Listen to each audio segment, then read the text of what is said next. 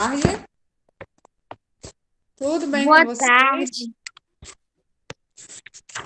Boa tarde, né? Estão bem? Sim. Graças a Deus.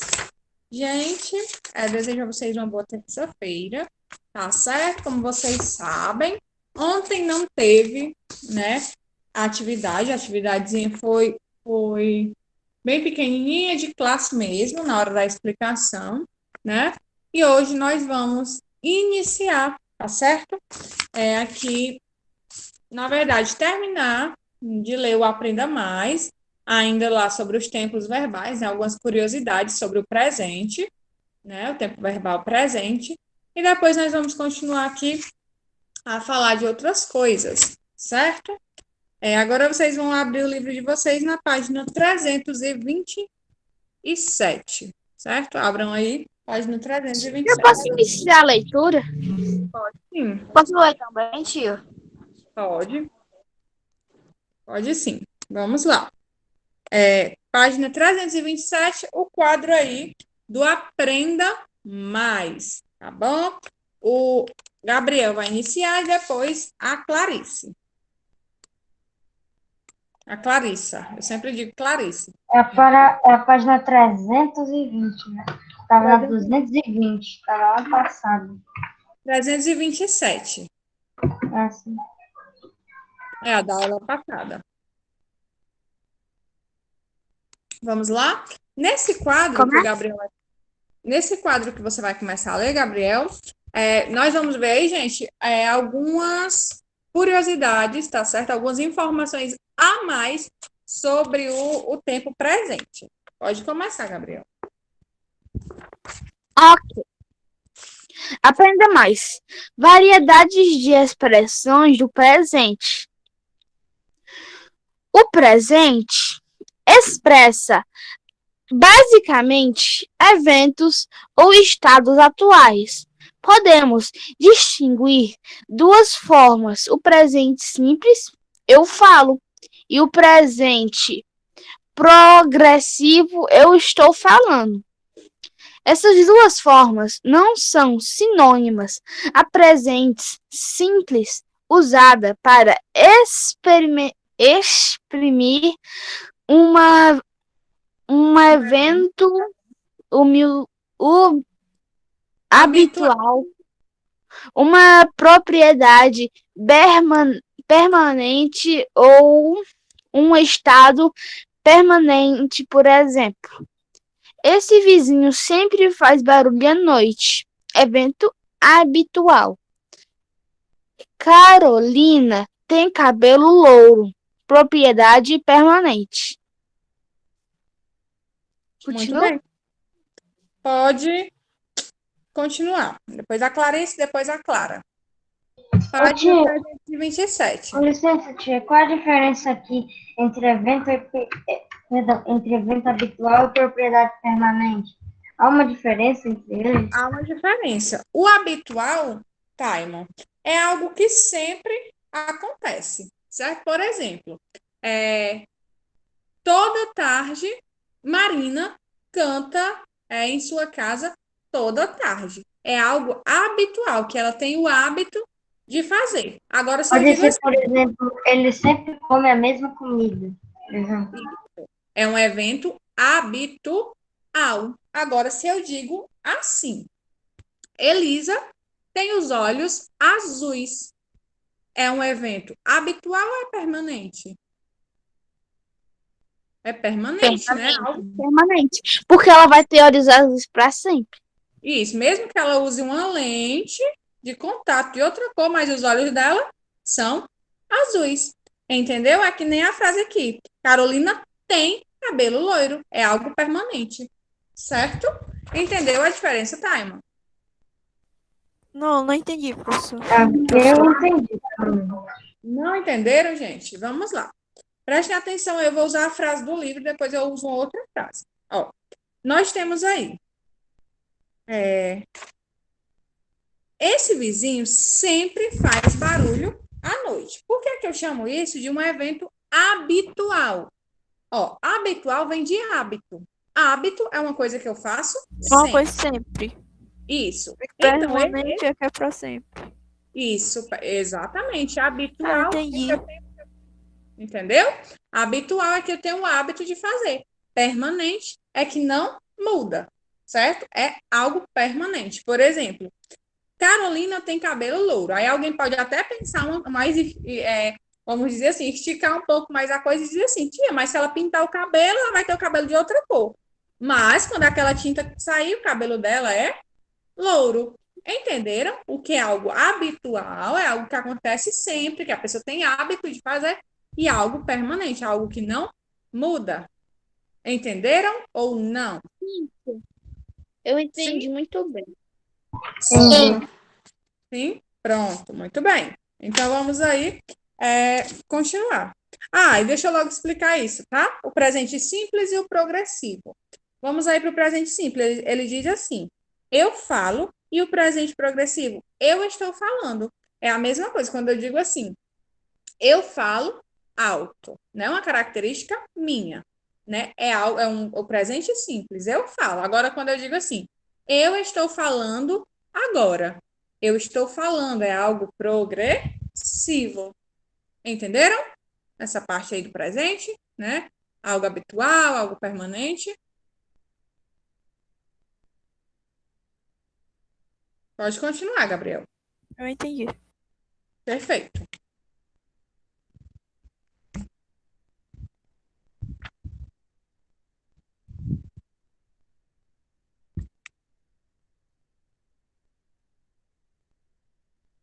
Gabriel, Leio, tia.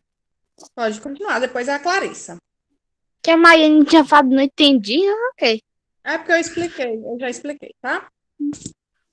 O presente simples também é usado para exprimir um verbo geral, que não depende de tempo. A água ferve a 100 graus. Continua? Pronto, vamos só ver aí esse exemplo, tá? Então, o presente simples, ele serve para quê? Como diz aí, uma verdade. A água ferve a 100 graus. É uma verdade absoluta, né? Se você colocar água para ferver, ela vai se ferver. Quando ela esquentar, ela vai ferver a 100 graus. É um exemplo aí de presente simples, tá bom? Vamos lá. Quer dizer que o presente simples ele também pode indicar, utilizar, por exemplo, esses verbos que eles meio que não utilizam o tempo, não se importam muito com o tempo. Exatamente, é exatamente isso, Time. Por exemplo, se você colocar água para ferver na sua casa, ela vai ferver a 100 graus. Se eu colocar água para ferver na minha casa, ela vai ferver a 100 graus. Então, isso se chama uma verdade absoluta. Então, o presente simples, ele também é usado para isso, entendeu? Para dizer, para nos comunicar verdades, né, que não mudam. Que não mudam. Ok? Vamos lá, Clarissa. Sua vez. Nos exemplos lidos, o evento ou estado descrito vai para o momento presente, mas também para certa extensão no passado e no futuro. Esse é o significado básico do presente simples. O presente simples não é usado para exprimir um evento que se verifica no momento da fala. Assim, a frase: meu pai trabalha na oficina, exprime um evento habitual. Meu pai é um empregado da oficina. Não uma coisa que meu pai está fazendo no momento da fala.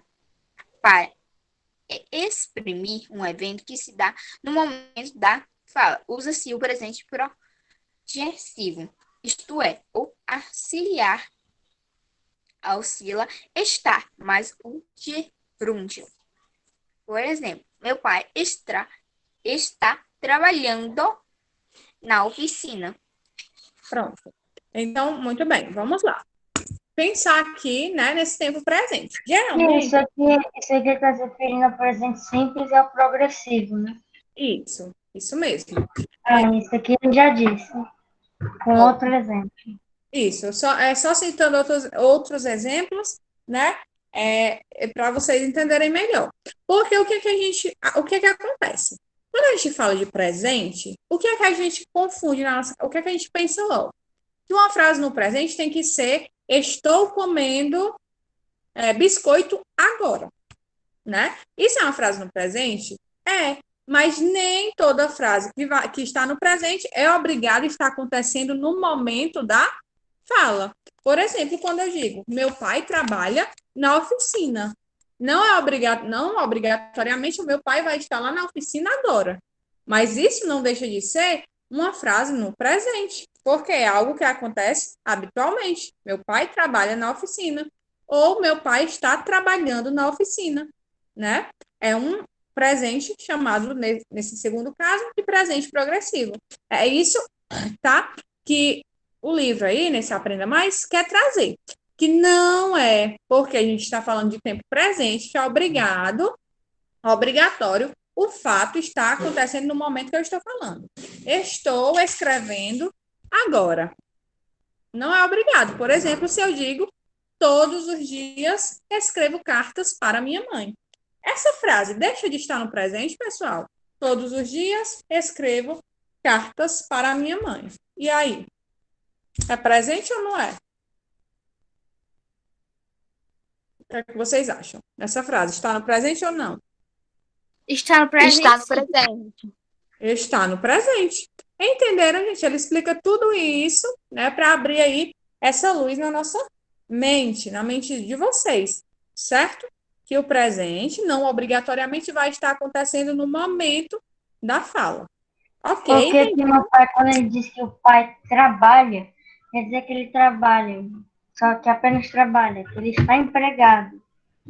Agora, na parte de estar trabalhando, significa que ele está ocupado com essa profissão. Exatamente. E nos dois casos, são presentes. As duas frases aí estão no tempo presente. Certo, gente? Simples, né? Isso aqui, mas às vezes pode confundir. Ok?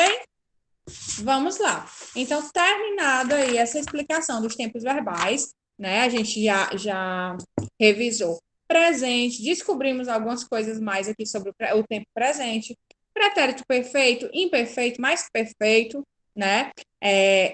Estudamos o futuro do presente e o futuro do pretérito, relembrei com vocês. Agora nós vamos para a página 328, tá bom? Eu acredito que vocês, eu sei que isso tem no livro do quinto ano, mas eu não sei se vocês vão lembrar. Nós vamos falar agora sobre sujeito. O que é o sujeito, né? Em uma frase. O que seria o sujeito? Vamos descobrir agora. Vocês vão estudar mais. Tia, eu me lembro, sujeito e o predicado. Exatamente, é isso mesmo, sobre sujeito e predicado. Pode falar. Pelo que eu sei, é a frase João está jogando bola. Não, João tem uma bola. Aí o sujeito vai ser João e o predicado vai ser a bola. Tem uma bola, é isso mesmo. Vocês vão ver algumas coisinhas mais sobre isso, mas vocês vão estudar também sobre isso. Lá no sétimo ano tem uma explicação também sobre isso. Mas vamos aqui ver o que é que a gente vai relembrar, porque pelo menos eu não estou lembrado do que é. Pronto. Pois a gente vai relembrar mesmo, tá? Quem não lembra, vai relembrar e quem não sabe, vai aprender, tá? Vamos lá. Verdade. O exemplo que você deu foi correto, tá? Clara havia pedido para ler. Pode começar. Sujeito. A culpa pelas enchentes é da chuva. Nossas autoridades adoram abre aspas, chove não molha, fecha aspas. A charge foi publicada em 14 de janeiro de 2011 pelo jornal O Tempo, de Minas Gerais. Na ocasião, grande parte da região metropolitana de Belo Horizonte estava sendo afetada por grandes chuvas. Sabendo disso, responda às questões. 1. De acordo com a interpretação global da charge, para você, a fala do entrevistado faz sentido? E aí, pessoal? Como é aí que diz, né? Que diz na charge? A culpa pelas enchentes é da chuva. E aí, gente, a resposta é pessoal, mas eu quero saber a opinião de vocês. Essa Eu fala acho que é faz errado. sentido? E aí? Professora, eu acho que é errado. A minha opinião em relação à questão 1, para mim, verdadeira. Então, acha que concorda com ele, né? Que a culpa das enchentes é da chuva. Clarissa? Concordo. Eu acho que não. Eu não concordo, porque está completamente errada. As chuvas não fazem isso. Tem vezes que sim. Eu não concordo. Pronto, vamos lá. Certo? Vamos aqui pensar, certo? De certa forma, se a gente parar para pensar, a chuva, né? Cai lá a água do céu. Só para reflexão e discussão, né? É só para uma discussão, tá, gente? Essa resposta aí é pessoal. Mas vamos aqui pensar. O governante aí diz o quê? A culpa pelas enchentes é da chuva. Mas será, gente, que a culpa das enchentes é somente da chuva? Por que Não, acontecem as enchentes? Vamos pensar um pouquinho. Pode falar, Gabriel. as enchentes também podem ser causadas pela água do rio, do esgoto e também a culpa do ser humano. Posso falar, tia? Pode falar. A culpa não é da chuva nem de todas as coisas que acontecem da natureza. A culpa é do ser humano porque ele vem modificando o espaço e com as consequências são esses desastres naturais. Verdade. Então, será mesmo aí que a culpa é da chuva, gente? Olha, a culpa é de quem? Dos seres humanos, por exemplo. Quando a gente joga o lixo lá nos bueiros, né? Aí o bueiro entope e alaga a cidade. A culpa realmente é da chuva? Tem outra coisa também. Os governantes, muitas vezes, não têm na nossa cidade, não fazem na nossa cidade uma estrutura que drene a água. Aí o que é que acontece?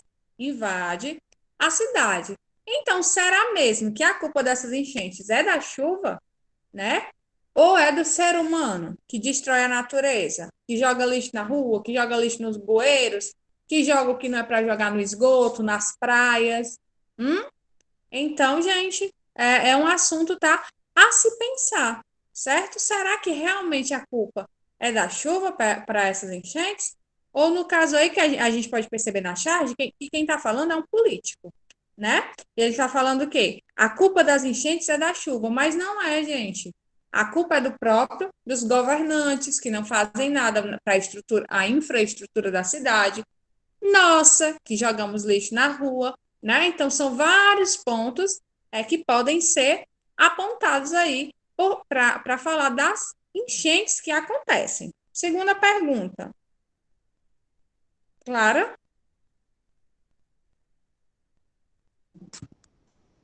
Segunda pergunta. Qual é o sentido da expressão chove não molha?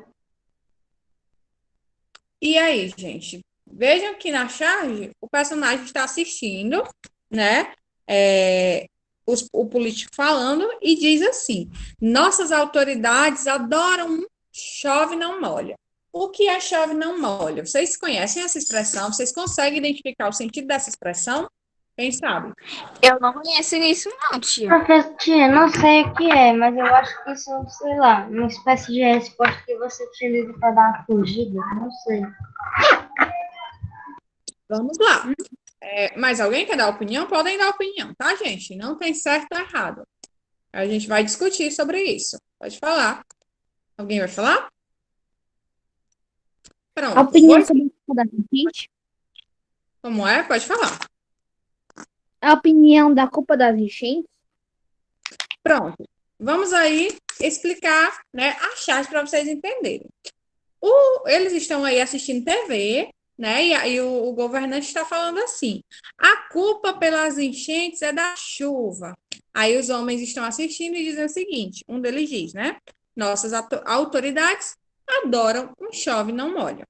Gente, para quem não conhece essa expressão, Chove, não molha é algo que não se soluciona, certo? É um problema e a pessoa não soluciona, certo? É por isso que a gente usa essa expressão, chove, não molha. O que é que ele quer dizer com isso? Que os governantes adoram, né, ver os problemas e não darem uma solução. Porque o governante está colocando a culpa em quem? Na enchente. Mas a culpa é de quem? Dele também, né? Que não faz nada pela infraestrutura da cidade. Entenderam qual foi aí a intenção de eles usarem esse ditado popular ou não? Sim.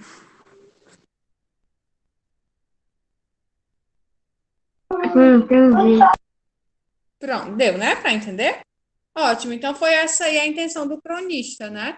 Dizer, do chargista, dizer que os governantes adoram não resolver os problemas da população, certo? Terceira, Clara. Terceira, a forma verbal adoram apresenta as marcas de terceira pessoa do plural. Indique o pronome pessoal que representa essas marcas. E aí, gente? Qual o pronome que representa Autoridade. isso? Autoridade? Mas o que ele quer saber, meus amores, é o seguinte: qual é o pronome que representa a terceira pessoa do plural? Nossas. Ó, vamos lá, vamos pensar aí na primeira, segunda, terceira do singular, primeira, segunda e terceira pessoa do plural. Qual pronome representa a terceira pessoa do plural? Ele? Eles, no plural, tá? Ele é a terceira pessoa do singular. Quando ele diz adoram, ele está referindo-se a quê? Ao pronome eles, né? Eles adoram, tá? Não esqueça, gente. Eu, tu, ele ou ela. Nós, vós, eles ou elas. Eu, primeira pessoa do singular. Tu, segunda pessoa do singular. Ele ou ela, terceira pessoa do singular. Nós, primeira pessoa do plural. Vós, segunda pessoa do plural. Eles ou elas, terceira pessoa do plural. Tá certo? Não esqueçam aí esses pronomes, tá bom? Que acompanham os verbos. Quarto ponto, Clara, pode ler. Quarto, indique no texto o termo que pode ser substituído por esse pronome. Agora sim, vocês deram a resposta da quarta na terceira. Alguém respondeu. Esse eles, né? Poderia ser trocado por que termo? E aí? Autoridade? Autoridades, né? Esse eles se referem às nossas autoridades, ok? Muito bom. Perfeito. Vamos lá continuar para chegar aí no que realmente, né, nós vamos ver hoje, estudar, que é o sujeito. Pode ler Clarissa, que pediu para ler de novo, deixa eu ver aqui, e o Gabriel, que também pediu para ler. Vamos lá, Clarissa. No primeiro momento deste capítulo, vimos que os verbos pessoais variam acompanhados do número e a pessoa do discurso que marcam os termos, as quais se associam. Reveja. Nossas autoridades adoram uma chove, não molha. Elas, terceira pessoa do plural. Nesse período, o termo nossas autoridades determina a flexão do verbo na terceira pessoa do plural. Essa função corresponde ao sujeito. Sujeito é o termo que determina a flexão de pessoa e número do verbo ao qual se associa. Continua. Agora o Gabriel, tá bom? Gabriel? Tia, ela é esse quadrinho aqui azul? Não. Ela já leu, tá, Clarissa? Você Não, vai ler o ele é essa sujeito parte. em geral.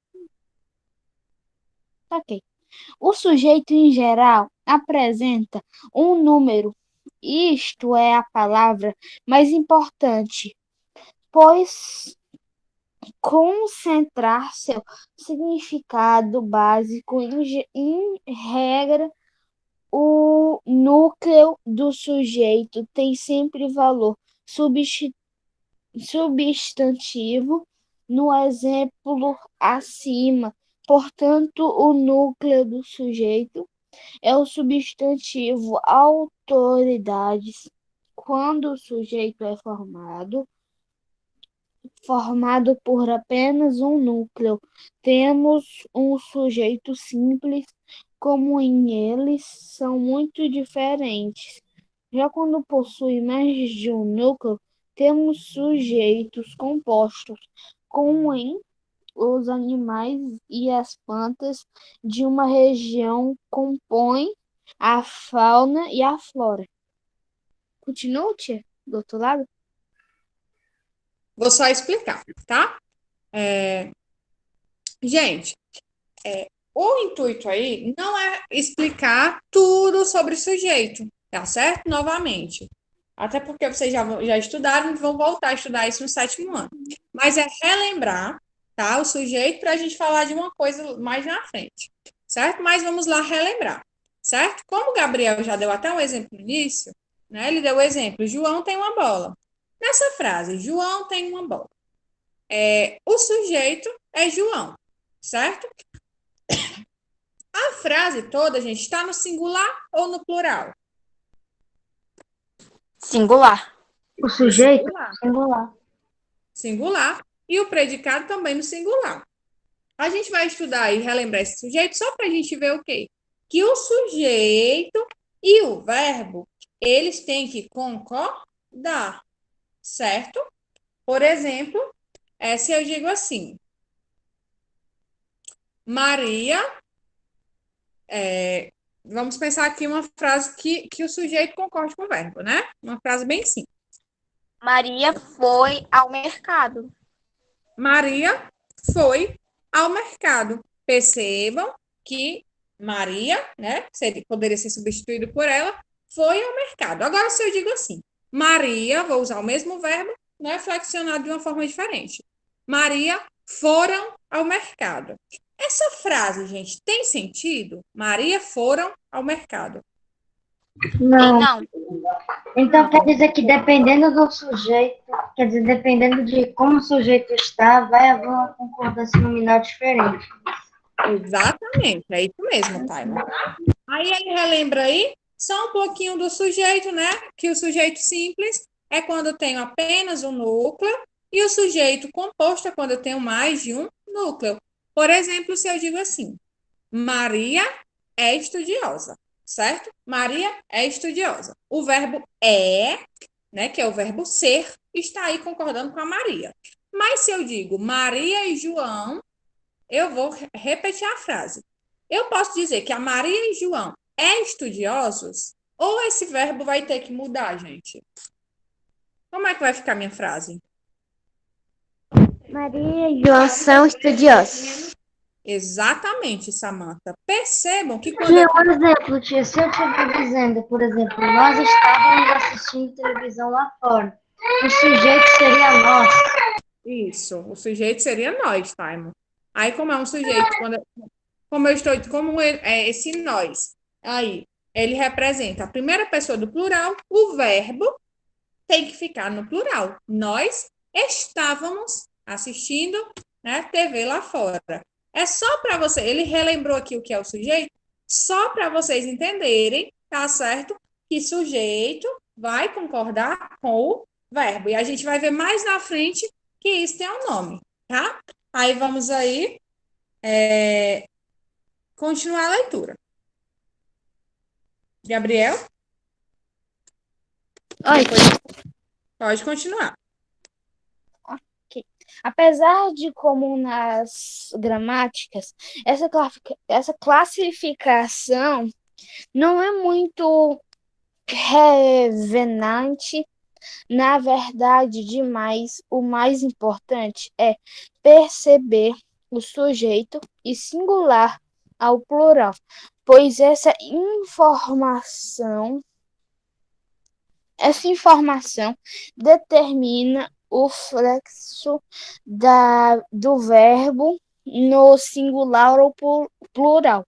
Para acompanhá-lo, ao mecanismo gramático que se estabelece entre o sujeito e o verbo, chamados de concordância verbal. Muito bom. Então, o livro de vocês relembrou aí o que é o sujeito para falar de um assunto que é chamado de concordância verbal, certo? O que é a concordância verbal? É a concordância do sujeito e do verbo. Na linguagem, né, na conversação, nós, muitas vezes, não fazemos essa concordância, né, gente? Por exemplo, quando eu falo assim, eu estou conversando com um amigo, com a família, e eu digo assim: nós vai sair à noite. Quando eu digo nós vai sair à noite, vocês acham que essa frase está tendo concordância, gente? Tem não. Não, tinha um fato curioso. Existe essa concordância verbal, mas nós brasileiros não ligamos muito para isso. A gente nem liga para isso quando se trata de fala. Exatamente, é um fato, né, que é comprovado. Quando nós estamos em ambientes que não são formais, nós falamos uma linguagem não formal. Por exemplo, quando a gente conversa com os nossos amigos, com a nossa família, né, com os colegas, nós não usamos essa linguagem, certo? Normativa, certo? Formal. Por que é importante nós estudarmos a língua portuguesa? Porque a verdade é que falar português, todo mundo sabe, porque nós todos aqui que estamos aqui, fomos criados no Brasil. Então, a gente sabe falar português.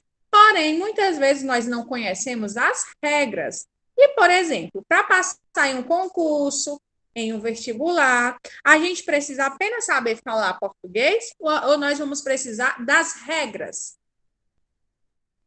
E aí?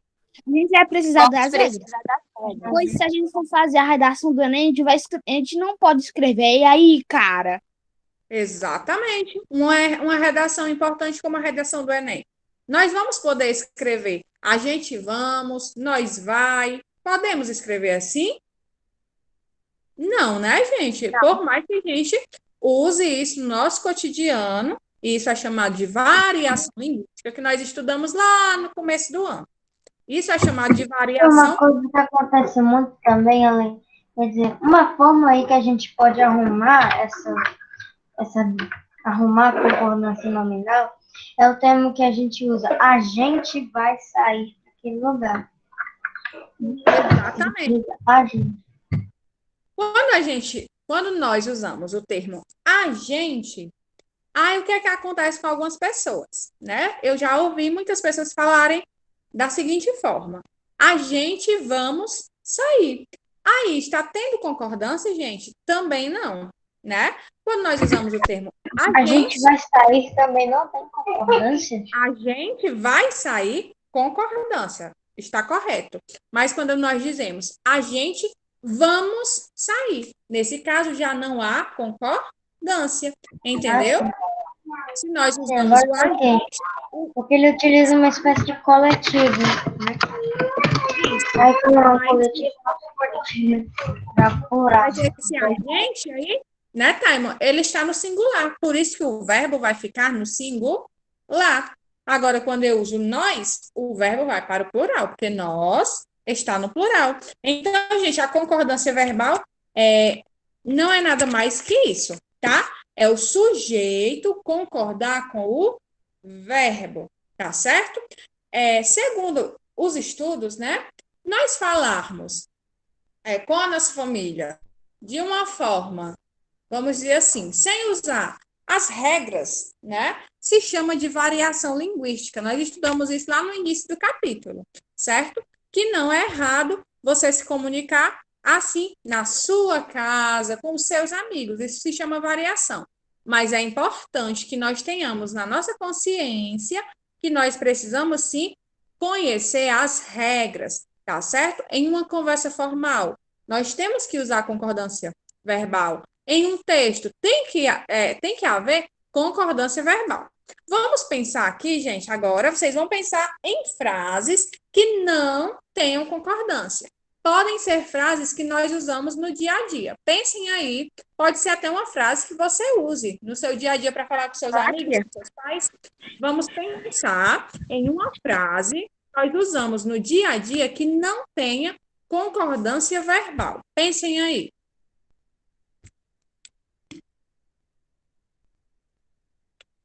Posso falar, tia? Pode sim. Tipo assim, tia. E aí, cara, tudo beleza? Uma variação linguística sem concordância verbal. Isso tem concordância. É uma gíria só. Nesse caso, Clarissa, Isso é uma realmente gíria.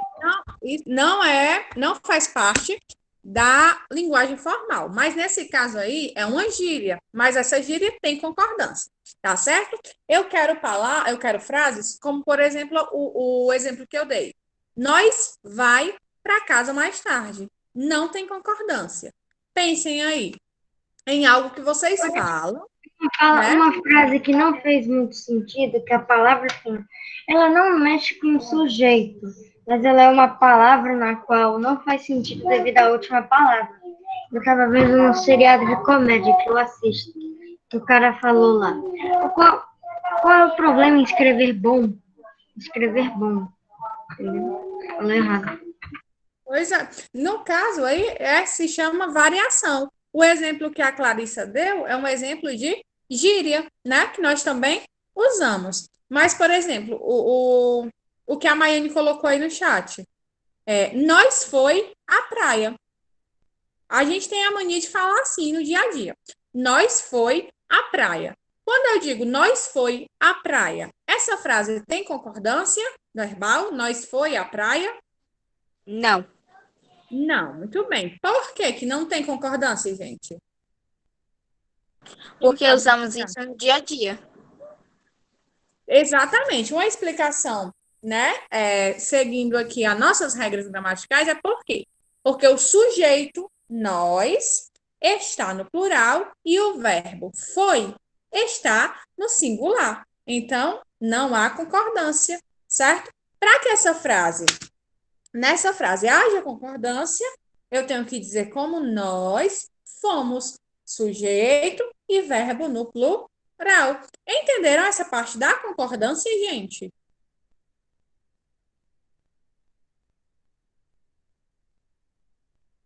Nesse caso, Maiane, é uma variação linguística, tá certo?